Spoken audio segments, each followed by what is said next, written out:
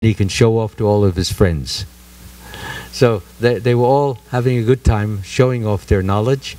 And I was having a good time, amazed at how much they knew of the pastimes of Lord Krishna and Lord Chaitanya. So I thank you all for educating them and giving them that kind of guidance, because it's invaluable. It's what will help them get through life in a truly fulfilling, helpful, and joyful manner. Many people have technical knowledge and they're very adept at this, but they do not have higher spiritual knowledge. And it is through spiritual knowledge that we connect with the source of our life, which is Krishna. And so this is what we need to do for our children. Connect them with Krishna and to enable them to get into the habit and to understand why it's useful to get into that habit. Because it is the difference between gaining real happiness, real meaning permanent, and unreal or temporary. Okay? So without any further talk on this subject, we can begin. Can I start the Jaya Radha Madhava prayers? Yes, I will give you, I have everything right here. Oops. It is Canto 9, Chapter 4, and Text 63. Yeah. It's such a wonderful facility you have here, where everybody can read it, even if you don't have a book with you. In our new Dwarka, Los Angeles, we still have somebody writing on a blackboard, believe it or not. It may sound to you like the Dark Ages, but he has a good handwriting, so it doesn't disturb us. But yes, every morning he has to write it, and then we read it. So this is a great facility, and you're very blessed to have it. Of course, there's so many technicians here that if you didn't have it, I would be greatly surprised. And you should be ashamed if you did not have it. And wherever there are technicians, usually I find this type of a facility, which is a wonderful use of your brains, which God gave you to expand His mission. Okay?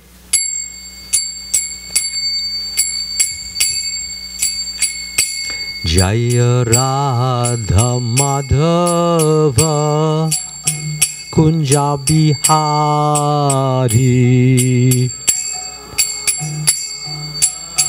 Nice and loud. Kunja Bihari. Jaya Radha Madhava Kunja Bihari. Tamadava Kunja Bihari. Jaya Gopi Jana Vallabha Girivardhari. Gopi Vallabha Girivardhari. Jaya Gopi Jana Vallabha Girivardhari. Jaya Gopi Jana Vallabha Girivardhari. Yasoda Nandana Vrajajana Ranjana. Yashoda Nandana Vrajajana Ranjana. Yasoda Nandana Vrajajana Ranjana. Yashoda Nandana Vrajajana Ranjana. Yamuna Tira Vanachari. Yamuna Tira Vanachari. Yamuna Tira Vanachari. Yamuna Tira Vanachari. Jaya Radha Madhava Kunja Bihari. Jaya Radha Madhava Kunja Bihari. Jaya Radha Madhava Kunja Bihari. Jaya Radha Madhava Kunja Bihari. Jaya Gopi Jana Vallabha Girivaradari. Jaya Gopi Jana Vallabha Girivaradari. Jaya Gopi Jana Vallabha Girivaradari. Jaya Gopi Jana Vallabha Girivaradari. Yasoda Nandana Vrajana Ranjana. Yashodanandana Vrajana Ranjana. Yasoda Nandana Vrajana Ranjana. Yashodanandana Vrajana Ranjana. Yamuna Tira Vanachari. Yamuna Tira Vanachari. Yamuna Tira Vanachari. Yamuna Tira Vanachari. Jaya Radha Madhava Kunja Bihari.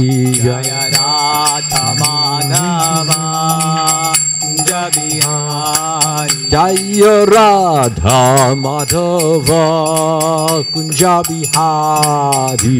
Jaya Radha Madhava Kunja Bihari. Jaya Gopi Jana Vallabha Girivaradari. Jaya Gopi Jana Vallabha Girivaradari. Jaya Gopi Jana Vallabha Girivaradari. Jaya Gopi Jana Vallabha Girivaradari. Yasoda Nandana Vrajana Ranjana. Yashodanandana Vrajana Ranjana. Yasoda Nandana Vrajana Ranjana. Yashodanandana Vrajana Ranjana. Yamuna Tira Vanachari.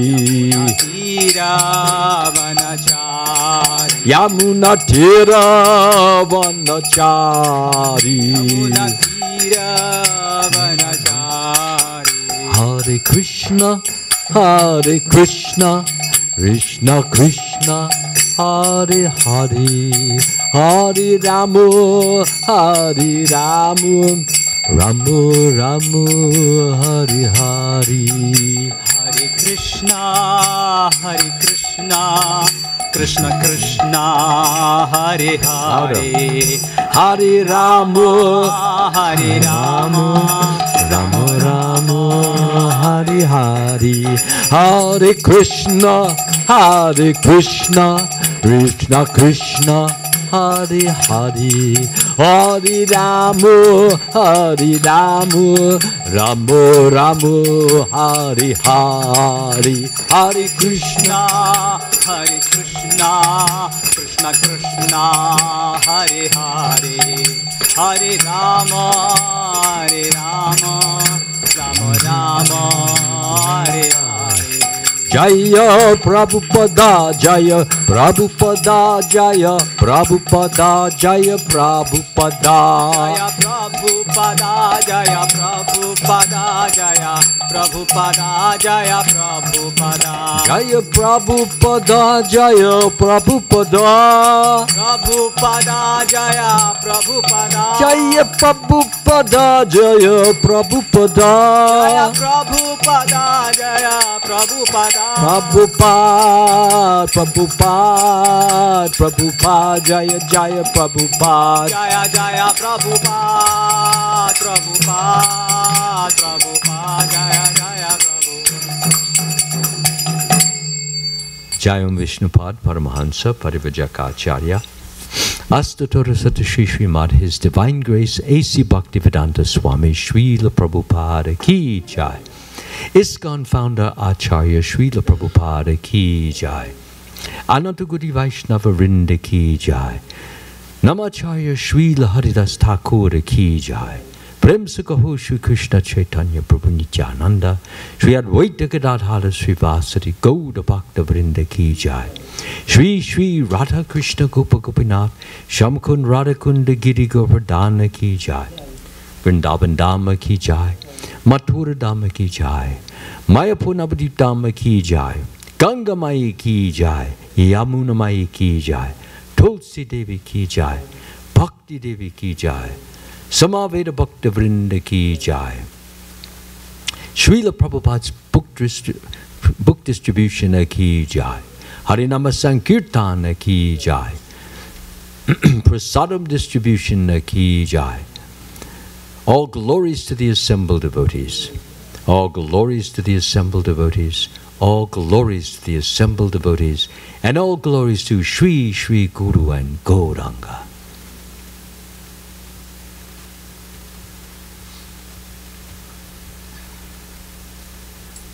His Grace Amala Bhakta Prabhu Ki. Thank you.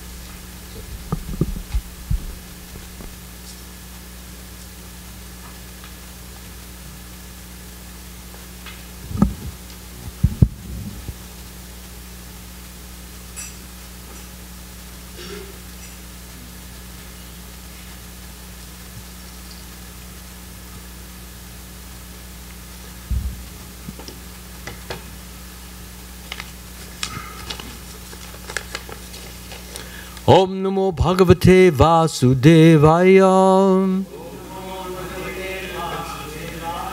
Om Namo Bhagavate Vasudevaya. Om Namo Bhagavate Vasudevaya.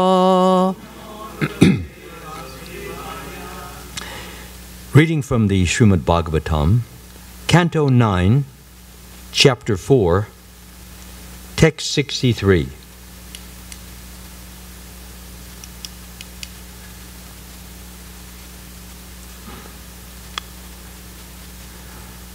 Shri Bhagavanu Vacha Aham Bhakta Paradino Yatsvatantra Iva Dvijam Sadhubir Grasta Ridayo Bhaktir Bhakta Janapriya Shri Bhagavanu Vacha Aham Bhakta Paradino Yasvatantra Iva Dvija Sadhubir Grasta Ridayo Bhaktir Bhakta Janapriya Shri Bhagavanu Vacha Aham Bhakta Paradino Yasvatantra Iva Dvija Sadhubir Grasta Ridayo Bhaktir Bhakta Janapriya. Please chant. Shri Bhagavanu Vacha Bhakta Paradino Yasvatantra Iva Dvija Sadhubhir Grasta Hridayo Sadhubhir Grasta Hridayo Bhaktair Bhakta Janapriya Bhaktir Bhakta Janapriya.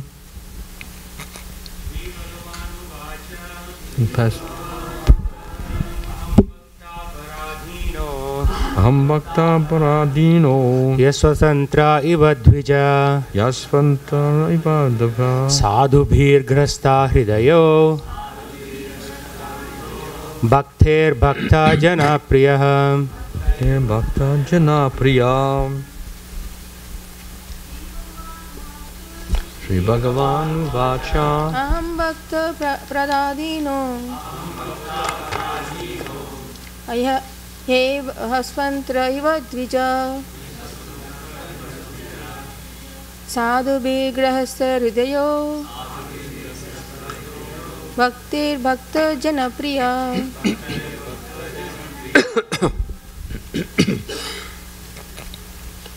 Anyone else like to try? No? Okay, then we'll go directly into the translation. The Supreme Personality of Godhead said to the Brahman, I am completely under the control of my devotees. Sorry. Indeed, I am not at all independent.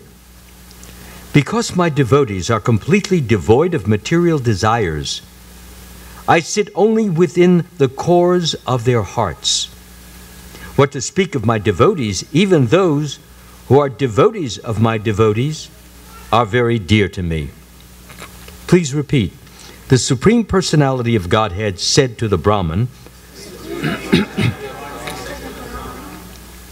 I am completely under the control of my devotees. I am not at all independent. Because my devotees are completely devoid of material desires, I sit only within the cores of their hearts. What to speak of my devotee, even those who are devotees of my devotee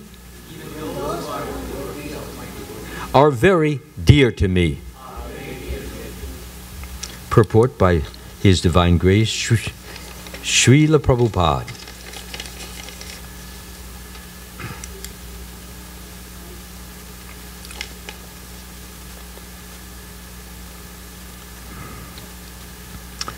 All the great stalwart personalities in the universe, including Lord Brahma and Lord Shiva, are fully under the control of the Supreme Personality of Godhead.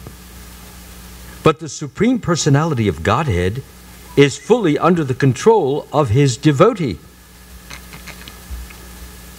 Why is this? Because the devotee is anyabilasita shunya.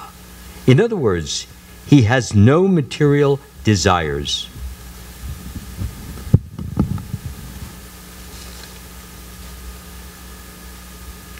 He has no material desires in his heart. His only desire is to think always of the Supreme Personality of Godhead and how to serve Him best. Because of this transcendental qualification, the Supreme Lord is extremely favorable to the devotees. Indeed, not only the devotees, but also the devotees of the devotees. Srila Narottam Das Thakur says, Chadiya Vaishnava Seva Nishtara Payeche Keba. Without being a devotee of a devotee, one cannot be released from material entanglement. Therefore, Chaitanya Mahaprabhu identified himself as Gopi Bhartu, Pada Kamalayor, Dasa Dasanudasa. That's from the Chaitanya Charitamrita, Madhya Lila 1380. Thus, he instructed us to become not directly servants of Krishna, but servants of the servant of Krishna. Devotees like Brahma, Narada, Vyasdev, and Shukdev Goswami are directly servants of Krishna. That is because they are very advanced, very exalted, very elevated.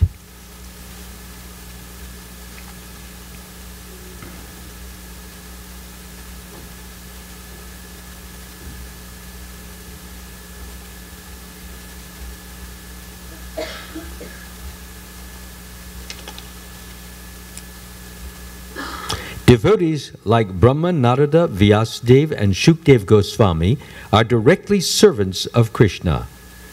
And one who becomes a servant of Narada, Vyasadev, and Shukdev, like the 6 Goswamis, is still more devoted. Srila Vishwanath Chakravarti Thakur therefore says, Yasya prasadat bhagavat prasada. If one very sincerely serves the spiritual master, Krishna certainly becomes favorable to such a devotee. Following the instructions of a devotee is more valuable than following the instructions of the Supreme Personality of Godhead directly. In other words, he's saying that it is good to go to we can't have the children speaking. The children, if they speak, they must be removed from otherwise it distracts me and it will distract others. I'm sorry about that. Maybe we... Oh, yeah, thank you very much. I'm glad that you have that facility. Yeah. So, continuing, following the instructions of a devotee is more valuable than following the instructions of the Supreme Personality of Godhead directly. And I will explain a little more about that. Omagyana timirandasya gananjana shalakaya chakshur unmalitam yena tasmai shri guruve namaha. I was born in the darkness of ignorance, and my spiritual master opened my eyes with the torchlight of knowledge. I offer my humble obeisances unto his lotus feet.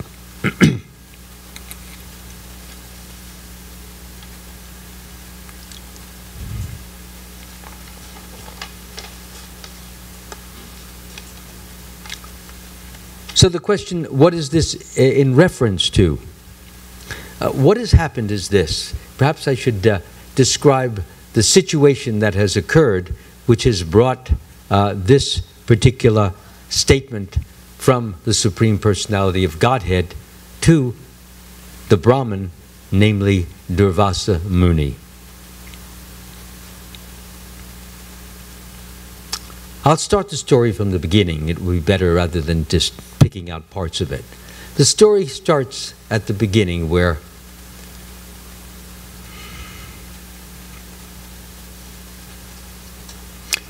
King Ambarish, he decided to perform an austerity of observing the Ekadasi for 1 full year. This means that entirely for a year he would eat only Ekadasi food every day. And this is what he did, and also his wife did. They both observed the same austerity. The purpose of it, of course, was not merely to observe an austerity or to gain some mystical power, but really to be more dear to the Supreme Lord, to show the Lord that he was willing to abstain, to deny himself those types of foods which normally are very palatable, very tasty, and very enjoyable, which we all like. But in Ekadasi food, as we know, they make fruits and vegetables and nuts and seeds.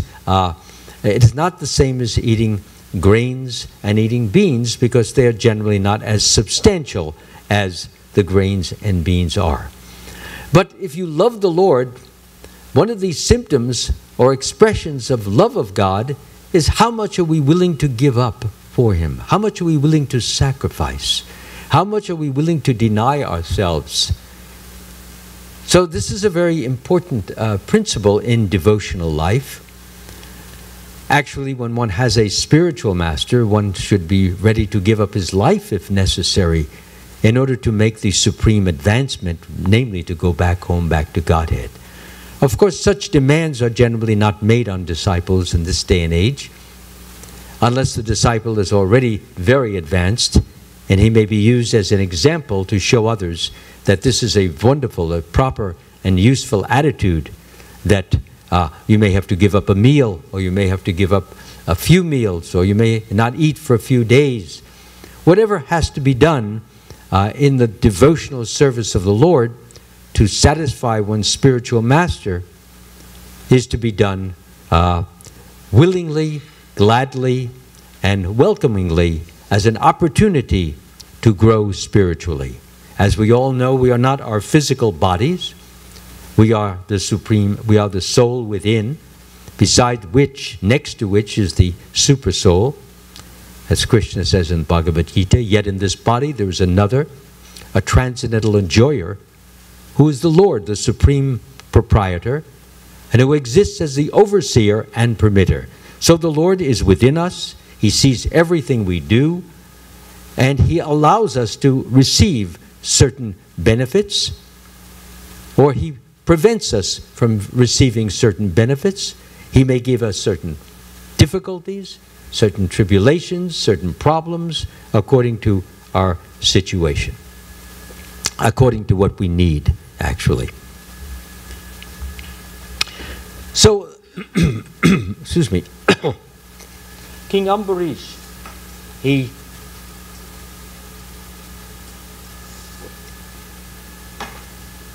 performed this arduous penance, this Ekadasi, for 1 year with his wife. And the last 3 days of it, the third day was an Ekadasi, which he observed, and then the day after that was a Dvadasi. So that was the day that he was scheduled to break his fast and to take food. And it is important to break the fast at a certain interval, at a certain period of time during the day. And that is calculated mathematically according to the system of what is the most auspicious time. Generally, it's in the morning, of course.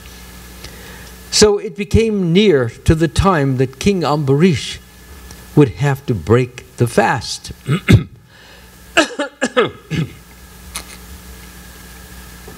And the time was drawing closer and closer. And suddenly, the great mystic, Brahman, Yogi Durvasa, otherwise known as Durvasa Muni, he entered the dining area of the king. The king offered his obeisances to the yogi, and the king said, "Please sit down, please have a seat," and he offered him some water, and he said, "Please allow me to serve you." He wanted to give him a full meal, especially at that time because he himself wanted to eat in order to break the Ekadasi at the proper time, at the Dvadasi moment. So the yogi answered that I will be happy to I'll be happy to accept your offering, but first I would like to go to the river Yamuna, and I would like to bathe, and after I have taken my bath, I will come back and I will accept your meal.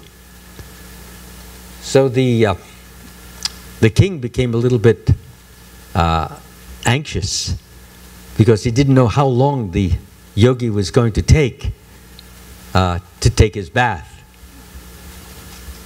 And it is proper etiquette to wait for an exalted or illustrious personage to come and serve him or her first before you take your meal, even if it's the Dvadasi. So he began to wait, and he saw that it was getting closer and closer to the time that he had to break the Ekadasi. Now the problem is that if he doesn't break it at the proper time, then all the merit that he had acquired over the year, the spiritual merit, would not be granted to him. Some of it would be, but not all of it. So of course he wanted all of the merit, and he asked some of his Brahmin counselors, and he said, "Well, what should I do? If I break the fast now, I will be offending the yogi, and if I don't break the fast, then I will not get the benefit of the Ekadasi."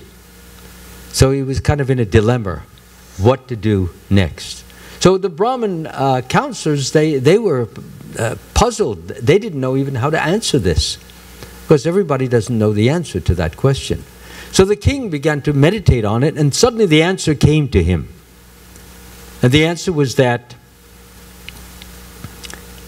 take some water, because water, on the one hand, will break the fast, and on the other hand, it will not break the fast.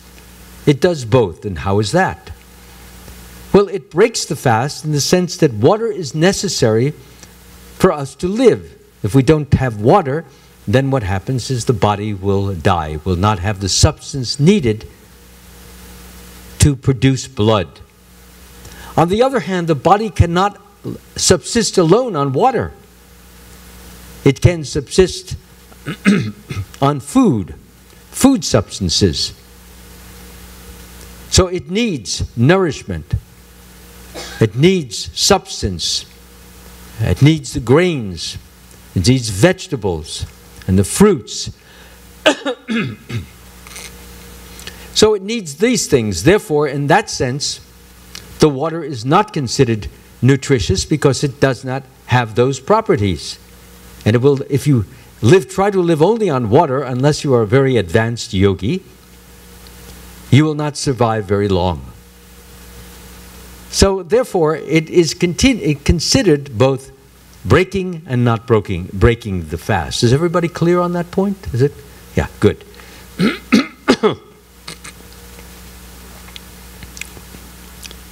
So the king took the water and he began to drink it. And he drank it. And he felt very confident and very happy that he was able to fulfill his vow. And he was very relaxed now.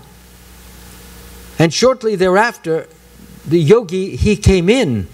And because he had many mystical powers, one of which was called clairvoyance. He could see in the distance, even though he was in the Yamuna, he saw the king taking the water. And the yogi did not know that the water both breaks the fast and does not break the fast. He just thought that it was like taking food. And that's the way he interpreted it. So he said, he came in angry, excited, upset, and he said, "How dare you take your food before me taking the food? What kind of etiquette is this?" He says, "People say that you're a great devotee. People say that you're very glorious, that you're very surrendered to God. People worship you and look at you. I come as your guest and you offend me. How dare you? How dare you do this?" So now the normal thing that an ordinary person might do is he might try to explain to the yogi that it really was not an offense, but because Durvasa Muni was so strong and so heavy that the king thought better not to say anything, otherwise he might get cursed, because it is known that Durvasa Muni, if he's pleased, he will give you a lot of blessings, and if he's displeased, he will give you a lot of pain in the form of curses. He doesn't hesitate. He goes from one extreme to the other extreme. This is the yogi. For example, Queen Kunti, when she was just a young girl of 12 or 13, 14 years old, and she was living as like the stepdaughter, so to speak, of King Kunti Bhoja. Her job was to take care of the holy men, to take care of illustrious and exalted personages who would come to the king. So she would make sure that they had enough food, that they would have proper bedding, that their clothes were washed. She did all of these different things. And as a result, Durvasa Muni was very pleased by her service. And so he gave her a blessing, he gave her a benediction. And he said, "I'm going to give you a mantra, because in the future you're going to need this. When you chant this mantra, it is for invoking the presence, invoking the person of a particular demigod whom you call upon, and that demigod will impregnate you, because you will need that." It turned out to be that her husband later on, King Pandu, he was cursed. And if he had any sexual relations with his wife, he would die immediately. So that was the curse. So therefore he could not bring her a child. So what would happen is later on, she would tell her husband this situation. that she has been given this mantra, and that if she chants it, she can bring different demigods to impregnate her, and they can have sons from the demigods, because definitely Pandu could not handle this situation. So I'm trying to give an example of how Durvasa Muni, when he is pleased, he gives something very, very useful, very beneficial, helpful to the family. So Durvasa is raging mad at this time, and he said, "You're a pretender," he tells King Ambarish. "You are a hypocrite. You don't deserve to be praised.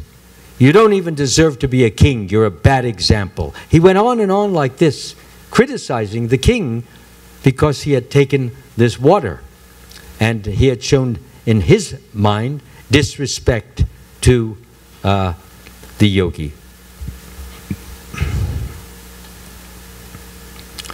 So what he did is he took a bat, put his hand in his hair, and he pulled out a batch of hair, and he threw it on the ground. And from that hair out came a vicious, fiery demon, so vicious that immediately he wanted to attack King Ambarish. That was the intention, that the Muni wanted to kill King Ambarish, considering him unfit, unworthy of his position as a king, and as an offender to a holy man. So the king did not protest, as I said. If he had protested, something even worse might come than this fiery demon. So he was a devotee. Now, King Ambarish, what distinguished him as a devotee is that he used everything in the service of Krishna. He used his legs to go to the temple. He used his hands to offer flowers to the Lord. Or he used his hands, if necessary, to cook something that he might want for the Lord. He used his nose to smell the flowers that had been offered to Krishna.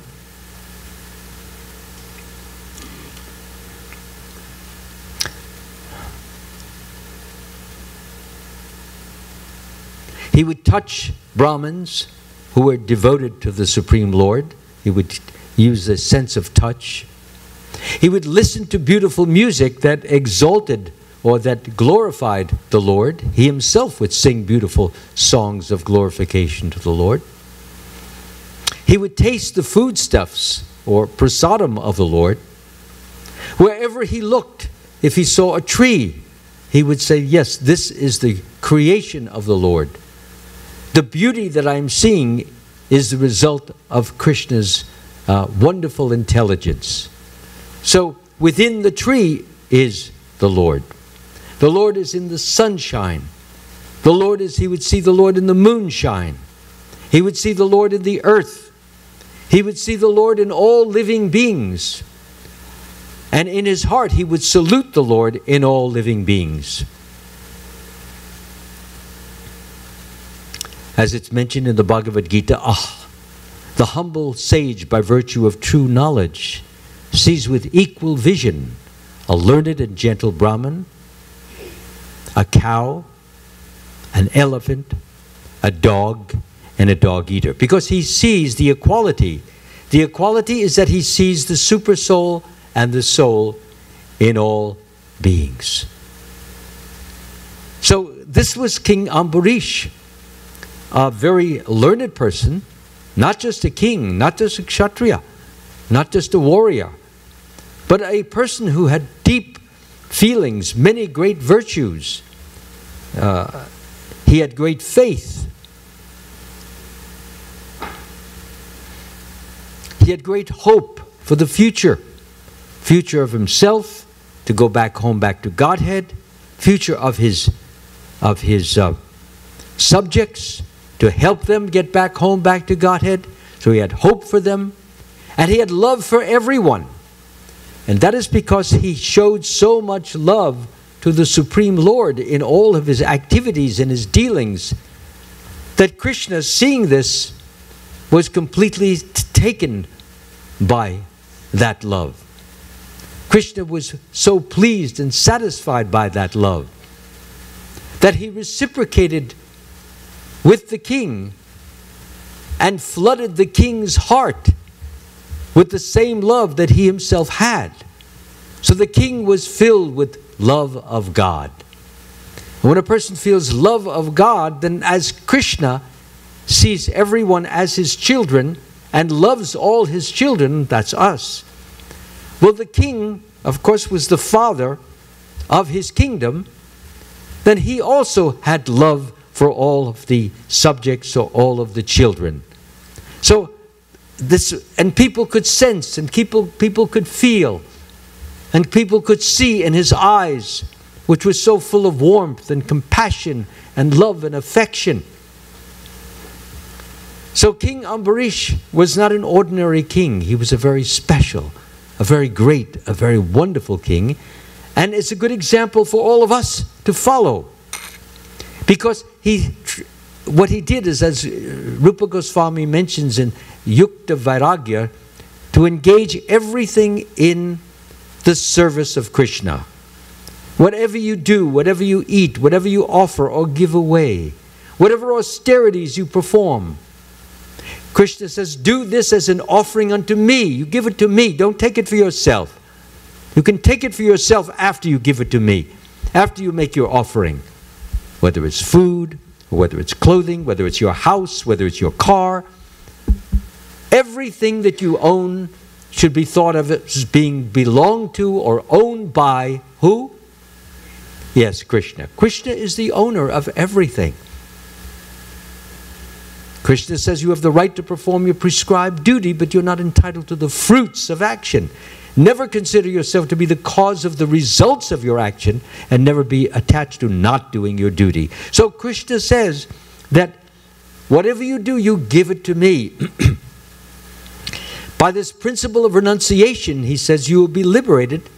You'll be free of all auspiciousness and inauspiciousness, and be liberated, and you'll come to me.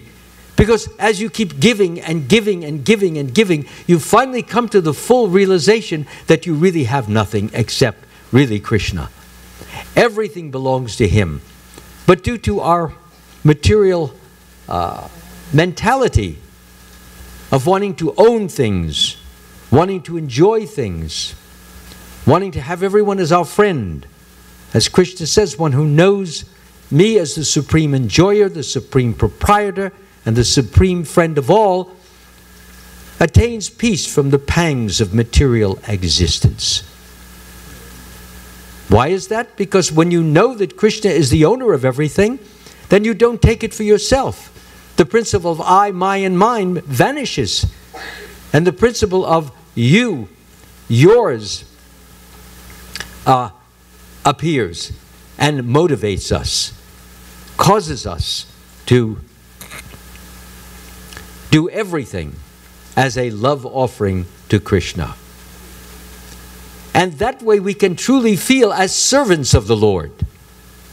You cannot feel as a servant if you're holding back, if you're thinking that your home is yours, if you're thinking your child is yours. Who made the child? Who formed the child? Who created the child?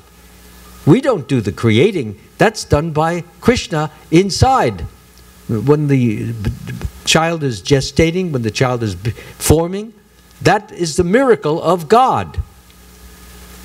And so being the miracle of God, it's God's child. And so what do you do? What are you supposed to do? You're supposed to be the caretaker of God's child and never think you're really the owner.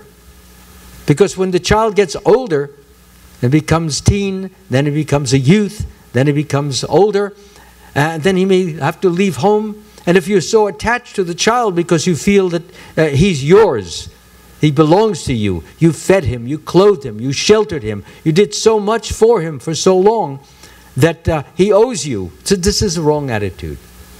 Actually, the child was always Krishna's, and you serve the child as your loving service to Krishna. And that's the proper attitude to have, to serve your wife, to serve your children, to serve your mother, to serve your father. All of them are to be served as belonging to Krishna and as a love offering to Krishna. And what is the result of that attitude? The result is that you gradually, slowly, but surely fall in love with Krishna. And this is what the true goal of life is. That's why Krishna says, engage your mind always in thinking of me. Become my devotee. Offer your obeisances or your homage to me. Thus completely absorbed in me, surely you will come to me. So Krishna is telling us how we may come to him. By thinking of him always. So when you actually begin to look at your house with different eyes, and you see the house as Krishna's house, therefore you are a servant in Krishna's house. And the food that you're preparing is being prepared for Krishna. So that the child cannot be allowed to run around, please. It's because it's not a playground. Yeah.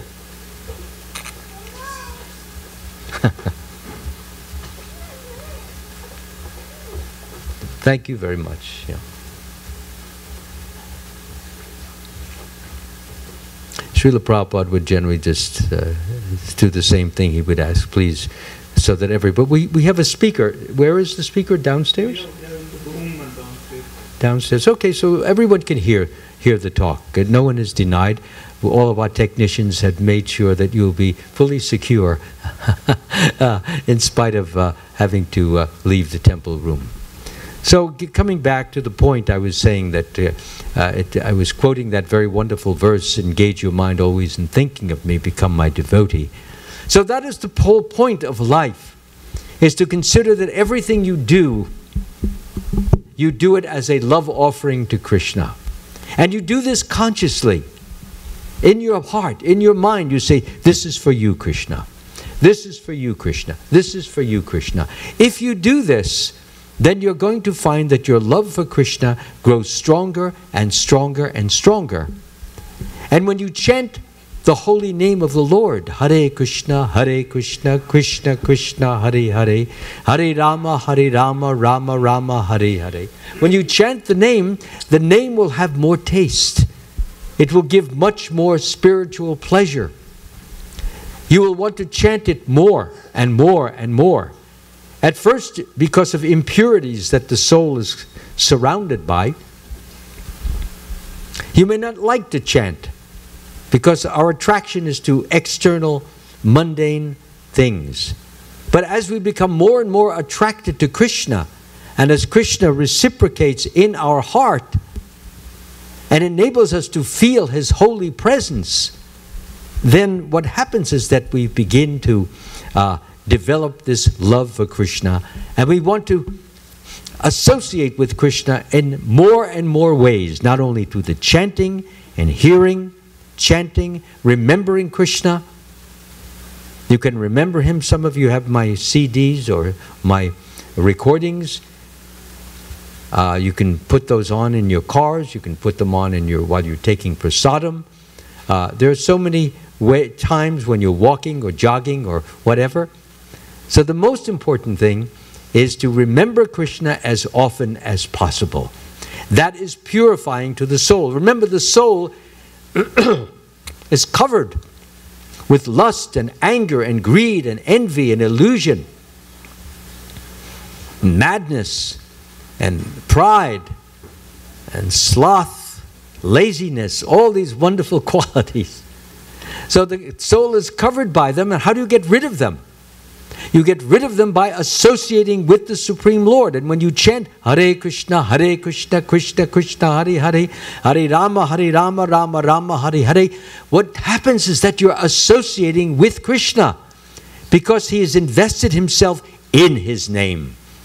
So when you, for example, if I take your hand in my hand, then I can feel the warmth of your hand in my hand. And if I have cold hand, you can feel the coldness of my hand. Similarly, when you let the name, when the name of Krishna is in your voice, and Krishna is in the name, then you are associating with Krishna, and when you associate with Him, the soul becomes purified.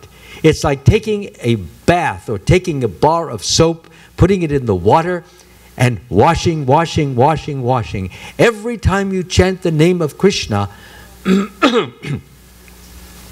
you cleanse more and more of the impurities of the soul. That's why it's so important to chant not only at the time when you normally chant, but for example, you may be sitting at your computer monitor, you have a picture of Krishna there, so you've been absorbed, you've been involved and engrossed in your work, and then you pull back and look at Krishna and say, who am I working for? I'm working for you. Hare Krishna, Krishna Krishna. Now, you have to always remind yourself that the real boss is not Microsoft. The real boss is not whatever other companies you might be working, but the real boss is Krishna, who is enabling all these different companies to subsist. You have to be quiet. Thank you. So, coming back to the story of King Ambarish, I wanted to bring out the kind of person King Ambarish was. That he was not an ordinary king.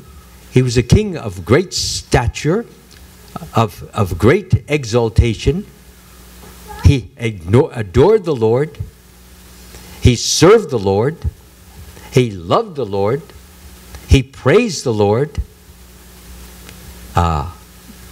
He was always encouraging his subjects to do the same. So therefore, the subjects were happy subjects because they were being encouraged by the wonderful example of King Ambarish. As we all know in the Bhagavad Gita, it says, whatever a great man does, common men follow.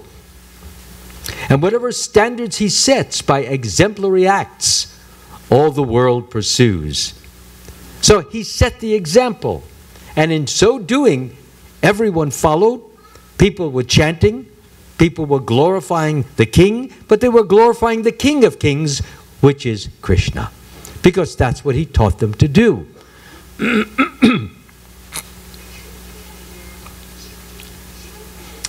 So when the king was about, the fiery demon had been materialized by Yogi Durvasa, and he had this trident and blazing eyes. He was about to burn the king to death, but the king just stood there with his palms together. He didn't say, no, don't. He never said that. He didn't even shout out to the yogi, please give me your mercy.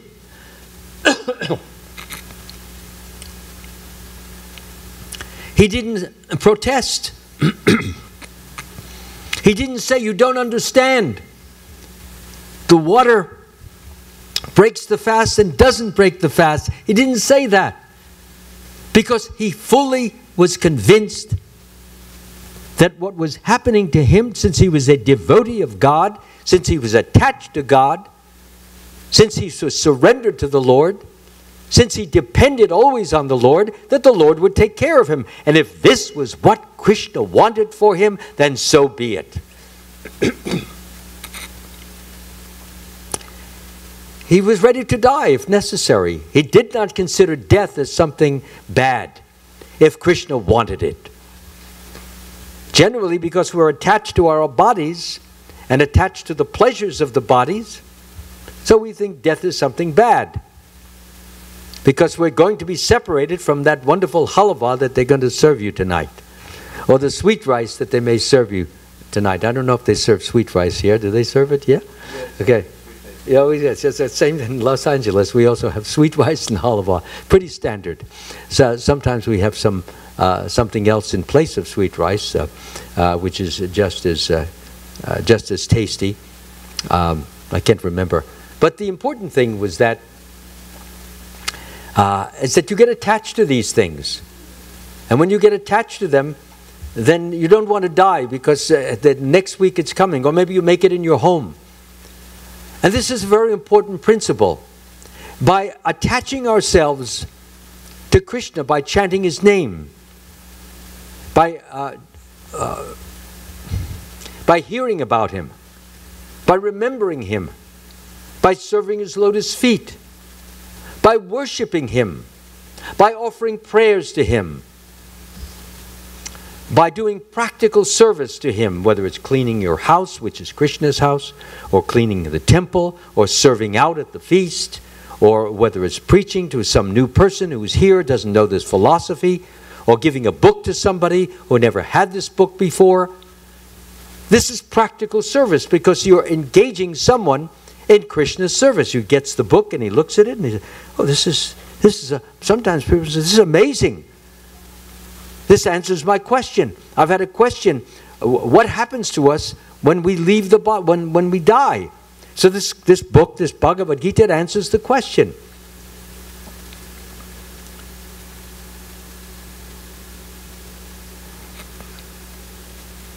For example, the living entity in the material world carries his different conceptions of life from one body to the next, as the air carries aromas. So that's in the Bhagavad Gita. You learn that you have another lifetime, and that everything is not finished with one lifetime. As the embodied soul passes in this body, from boyhood to youth to old age, the soul similarly passes into another body at death. The self-realized soul is not bewildered by such a change. So you learn these wonderful facts. One who understands the transcendental nature of my appearance and activities does not, upon leaving the body, take his birth again in this material world, but attains to my eternal abode. We know the true and final goal of life is to go back home, back to Godhead, to serve the Lord as we have been serving him in this life. But you don't go back to Godhead if you're attached to all these material sense objects. That's why Krishna says, give it up to me. It doesn't mean you don't eat it. You offer it to Krishna. He eats it first. He tastes it. And then you take the remnants of the prasadam and you eat what he has left over. That way the food is now spiritualized. It's Krishnaized. Okay? So, to conclude this part of the story. So, what happened is that as the fiery demon was about to grab Ambarish Maharaj, immediately manifesting right in front of it was the Sudarshan Chakra. The Sudarshan Chakra is the weapon of Lord Vishnu. It's a disc, a whirling disc with many points in it, and it's a fiery, it whirls with fire, and it is the most powerful weapon in existence. And Lord Vishnu uses it to cut down the demons. For example, Krishna, he used it to kill Shishupal. When Shishupal was raging and raving at that ceremony in which it was decided who would get the first offering in the Mahabharat's Rajasuya sacrifice. So Shishupal did not like the idea that Krishna should be nominated for this position, so he began to blaspheme Krishna up and down, and Krishna was listening, and when he committed 100 offenses, he then let the Sudarshan Chakra go, and whoosh, Shishupal's head was on the ground. Of course, Shishupal was originally one of the Vaikuntha gatekeepers, so he went back home, back to Godhead. But that's a whole other story. So, what I'm trying to bring out is this, is that the Sudarshan Chakra then went and began to attack Durvasa Muni. And Durvasa Muni had no weapon that could oppose this Sudarshan Chakra. So he ran away. He ran over the land, and the Sudarshan Chakra followed him. He ran over the water, because he had the mystical power. He could walk on water. The Sudarshan. So then he flew into the sky. And behind him there was that flaming Sudarshan Chakra. So he wondered where to go. He went to Lord Brahma's abode. He said, my dear Lord Brahma, this Sudarshan Chakra, he's going to kill me. What should I do? He said, I don't know. It's the most powerful weapon. I don't have a weapon that can oppose it or can help you. He said, ask Lord Shiva. Maybe he can help you. Okay. So he went flying up to Mount Kailash, and he went to Lord Shiva. He said, this This Sudarshan chakra is on my tail here. It's going to kill me. What should I do? He said, I don't know. I don't have a weapon that can kill Sudarshan chakra. That's Lord Vishnu's personal weapon. And he is the most powerful person in existence. So better go to Lord Vishnu and ask him what to do. So he went to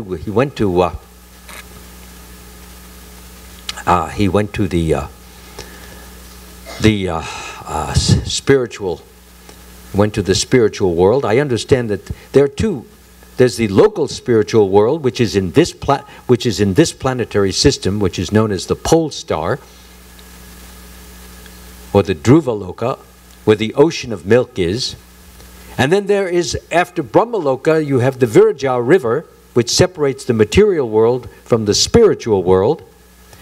And then there's the Vaikuntha planets, which are there, which is the spiritual world. So anyway, he went to the spiritual world where Lord Vishnu was residing.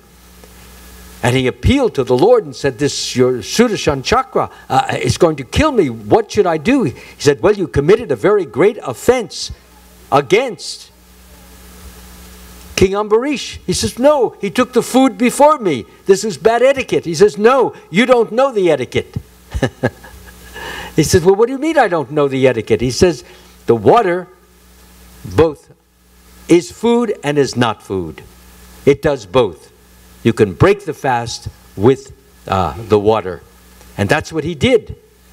So he broke his fast with the water, which is food and which is not food. And therefore, you had no right to become angry.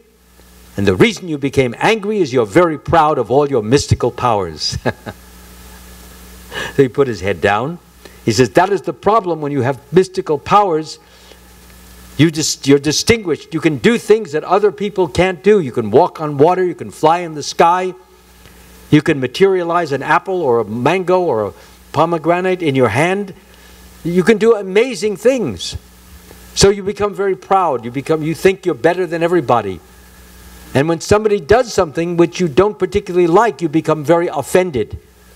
And as a result of such an offense, you want to curse him, you want to harm him, you want to take vengeance on him. So this is your weakness. And King Ambarish, he doesn't have that weakness. He's compassionate, he's kind, he's soft-hearted, and he's loving. So if you want to be free of this Sudarshan chakra who is still whirling around next to him, you go back to King Ambarish, approach him, and let him know that you apologize to him. So that's exactly what he did. He flew back down to earth, and the king was in the dining room there. And he immediately went and he took the feet of the king. Quite a change in his attitude. He held on to the feet of the king and says, I'm sorry. Please forgive me. I had no idea. I had no idea how great and how glorious and how wonderful you are. You are more advanced than I will ever be. Sure, I have all these powers, but I'm proud of them. And they did not work in my favor. If anything, I would have been dead if the Lord had not told me exactly what I have to do to become free of being killed, which is what I'm doing now. I'm taking shelter of you.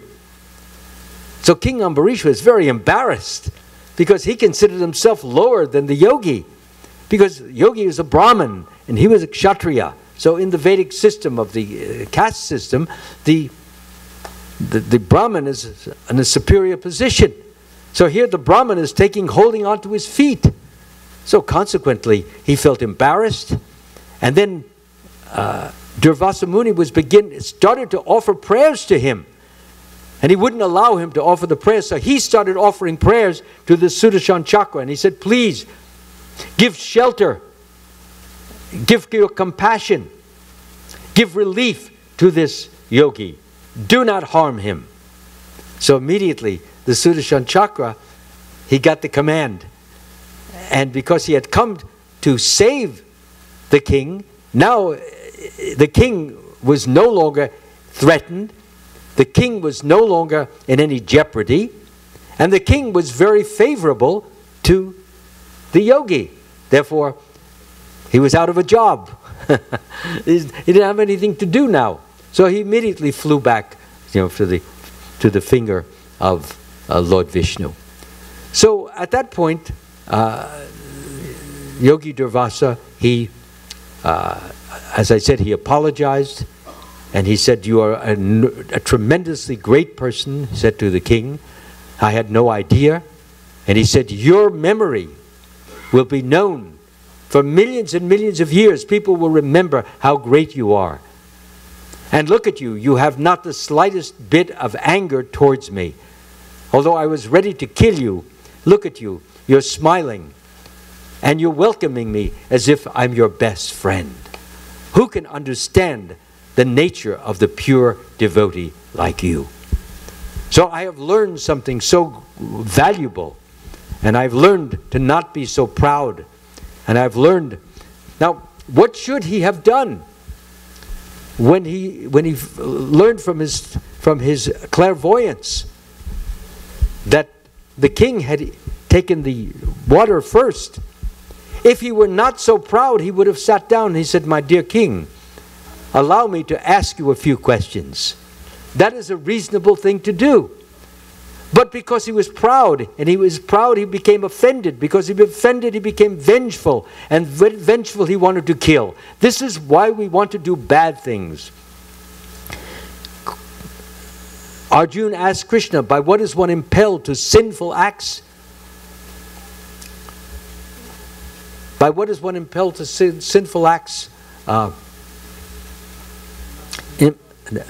is that? Yeah, thank you. By what is one impelled to sinful acts as if unwillingly, as if engaged by force? And Krishna said it is lust only which is born of contact with the material mode of passion, and which is later transformed into wrath, and that's what happened here, which is later transformed into wrath, and which is the all-devouring, enemy of the world. So this is what happens to us.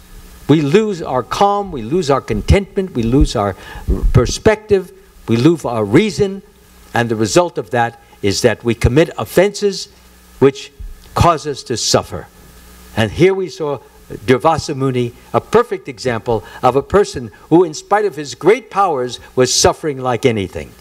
And he learned how not to suffer, and how he should be more peaceful, should be more calm, and more kind, more generous, and he should, instead of feeling proud, feel small. Because next to Krishna, we're all very tiny and insignificant. And when we remember that, then we remember that we have no reason, no business to feeling, just because I have something you don't have, something bigger, greater, higher, better, that does not give me the right to feel superior to you, above you, and to harm you. Okay? So that's the message of this wonderful story, that even though there are many people, or yogis, who have these powers, next to the devotee who doesn't have them, they are very, very weak, because the devotee has the power of the Supreme Lord backing him. If you have that power backing you, if you have that power supporting you, then you have the greatest power in the world. Even though you may not be able to walk on water, you cannot materialize a mango in your hand, even though you cannot read minds, even though you don't have all those wonderful powers, but you have the protection of the Lord. As Krishna says to all of us, what is his advice to us? In all activities, just depend upon me and work always under my protection. In such devotional service, be fully conscious of me. If you become conscious of me, you will pass over all the obstacles of conditioned life by my grace. If, however, you do not work in such consciousness, but act through false ego, the way Durvasa did, if you act through false ego, not hearing me, well, you will be lost, and your life will be miserable. So now we know the secret of how to stay happy, how to be fulfilled, how to be blissful. Just follow in the footsteps of King Ambarish. Hare Krishna. Are there any questions or comments that any of you would like to make? Thank you for the wonderful class, Maharaj. Thank you for listening. Um, It's hard for me to see you, and I like to look at your face when you ask the I'm question. here, I was connected to the wall power outlet, that's why I'm a little far away from you. Yeah, you're fine now. So how do we present to a layman? I mean, there is a lot of philosophy. There's a lot of philosophy. How do you present to a layman that this is not all story or fairy tale, but it's a practical thing that we can base our life on? Yes. Yeah, the question, how do we mention to people these are not just stories? Well, first of all, until you're standing in my vision, thank you. First of all, the question is not merely to simply tell him these are not stories, but you have to have great faith in them. That's the first thing. You need to fully believe in them as actual facts. And when you believe in them, when you speak of them, your faith will carry to his heart. And although he will not necessarily believe in it, he will feel that maybe some possibility that this is true. If you can get a person to even come to that position, you've done a great thing. Because after all, when Srila Prabhupada came and he enunciated the philosophy to persons who were living on the street even, but everybody didn't believe it, but they all felt, but maybe there's some real truth behind this. Because the way this man is speaking, the love that he's expressing, the glow in his eyes, the smile on his lips, so the faith that he presented is very important. Yes, you can all offer your obeisances to Radha Nilamalava Ki Jai. Now, if a person at least comes to that point of what we call provisional faith, not actual faith, then the next step is that he will say, well, I don't know if this is true. It's from the way you're speaking, it sounds true. It could happen. So how will I feel the way you feel that it is true? So the way you have to go is that, well, first you have to become purified in your heart. And one of the ways to do that is begin the chanting of the Lord's name, because chanting the Lord's name is non-different from God. And as I have already mentioned, I don't know if you were here, but that when the soul is washed of the impurities, then you will begin to understand, and Krishna will give you the inner, not only understanding, but the inner conviction that this truly did happen. That comes from Krishna. It is a grace that he gives you. And we have to try to earn it. Although really you can't earn grace, no matter how much you seva you do. Still, we always owe Krishna billions and trillions. But because he's so gracious, so kind, so compassionate, so loving, therefore we try to share this with others who need this, but they don't even know what to do in order to overcome their situation. So the most important thing, as I said, is you need to have a faith. Some of the qualities that we need to have to convince others, or I'll give you a few of them: faith and hope and love of God. We have to have some love for Krishna and appreciate what he's giving us, feeding us, clothing us, sheltering us. He gives us a job, he gives us facilities, gives us children, gives us so many things to be happy about. There are many people who don't have those things, but you do have them. So you have something really to be happy about and to be thankful for. So we need to count our blessings. So love, charity. Give charity. Give to the temple.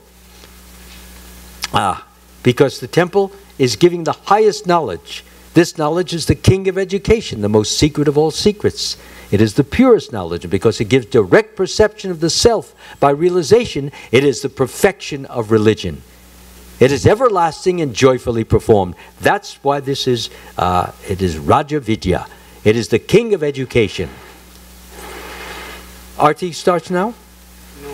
No. Okay, the offering. Okay, thank you.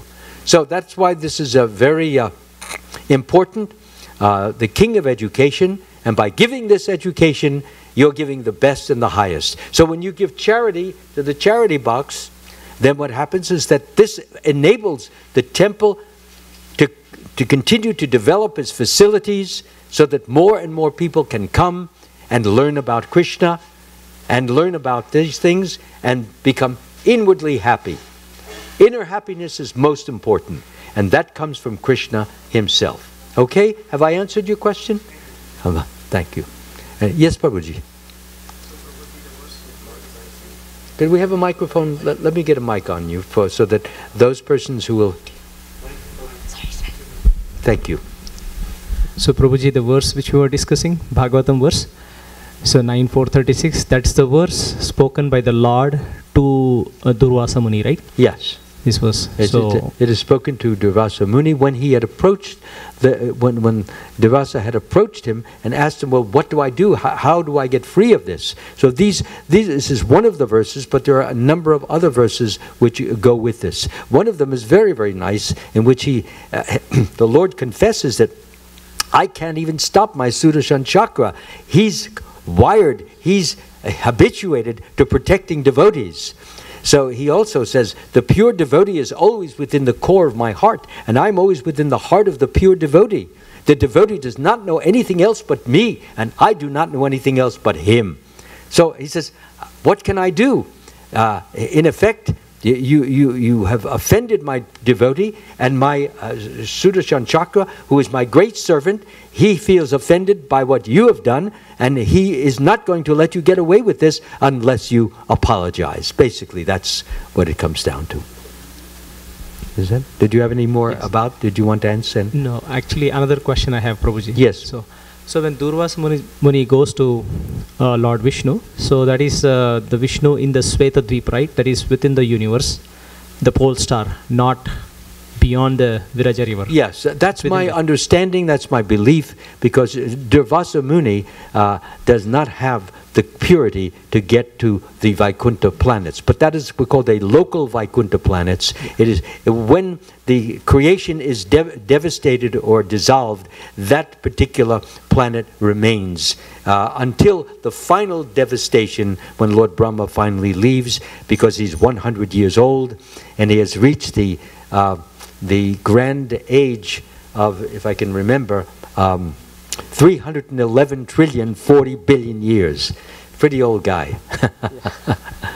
Yes, so that's my belief. I have not seen it, but I cannot conceive of Durvasa Muni getting into.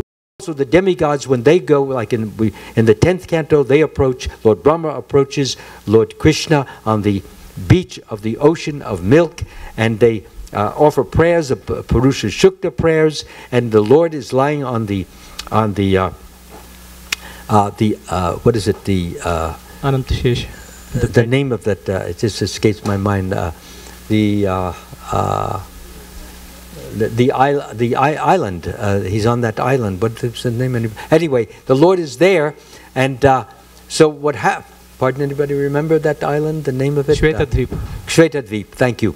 Yes, so he's there, and nobody's able to actually talk to him, but that's where the demigods go, and it's mentioned.